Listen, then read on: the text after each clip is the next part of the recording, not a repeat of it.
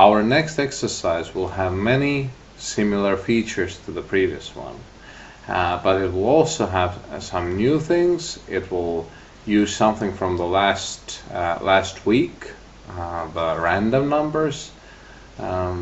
So we will begin by considering the random numbers first. Our goal is to create a stock market where 10 stocks will move randomly during 10 years. We want to look at the stock market. The stock market will, so to say, statistically behave on the average. It will behave like like a real stock market that I looked at. And then in the end, we want to also look at what were actually the ramifications.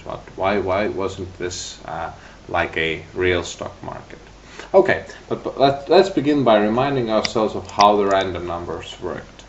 If we write equals rand parenthesis and enter it, then the number that we'll have will be between 0 and 0,999. Now, if we want the number to be between 0 and 99,999, we write equals rand times 100. And the number will have a bigger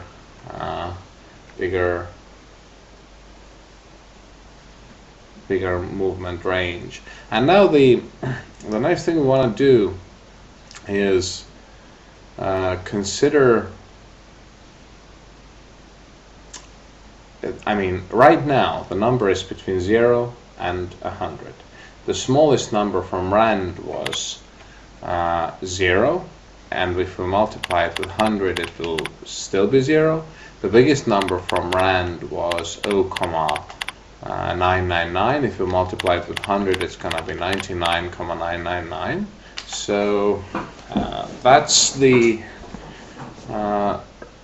that's 0 and 99,999 is what is the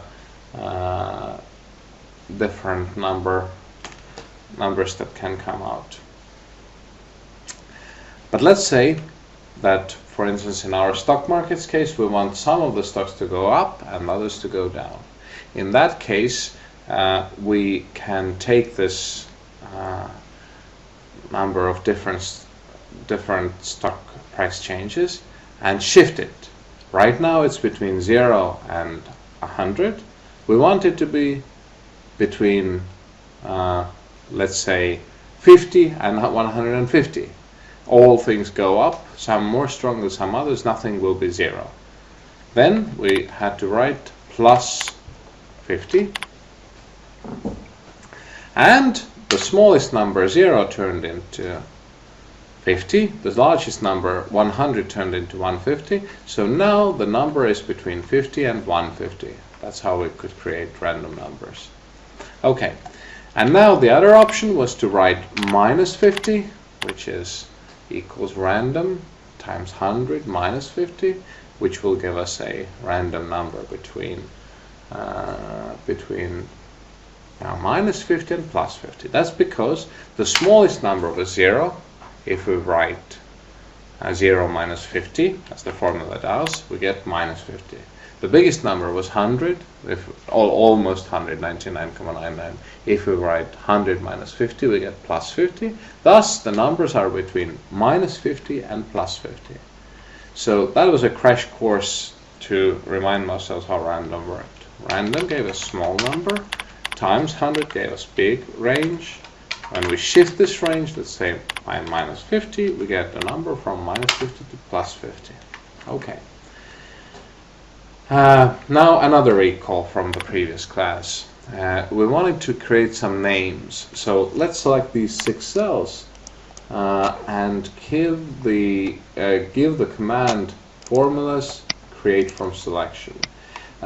It reads through all our worksheet and seems to want to create names from the left column. So the names are in the left column, that's where it takes them. Let's click OK. And of course, when this cell is still C2, so every cell has an address in the left upper corner of Excel, this cell now, although being still C3 as well, has also the name maximum now, and this one's called minimum, and so forth.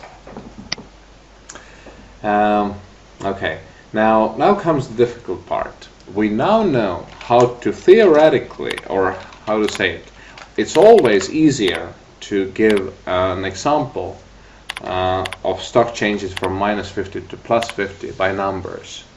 It's always harder to, as it's said, abstractly put down the, it's always harder to put down the formula with names to get this thing done.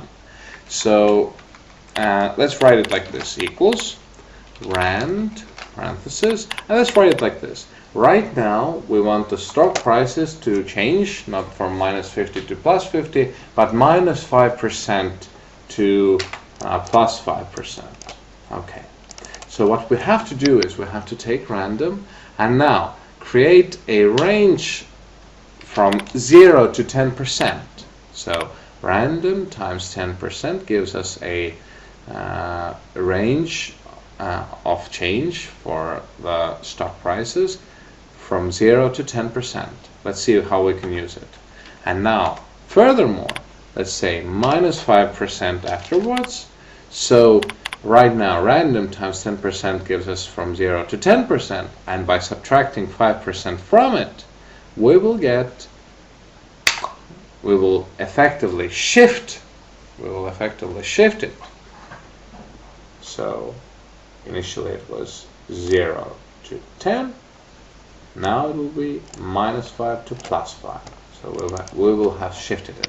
Okay, now we got our numbers going, but still no words. We have to write it down in words for it to always work correctly.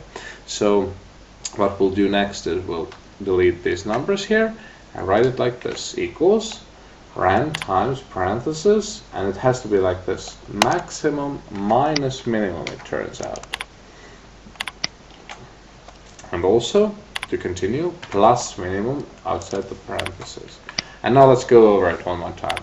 When you do maximum minus minimum, which is in our case 5% minus 5%, which is 10%, maximum minus minimum always gives you the difference between the smallest and the largest, or the range of change. That's what we were looking for. So we created a 10% random number.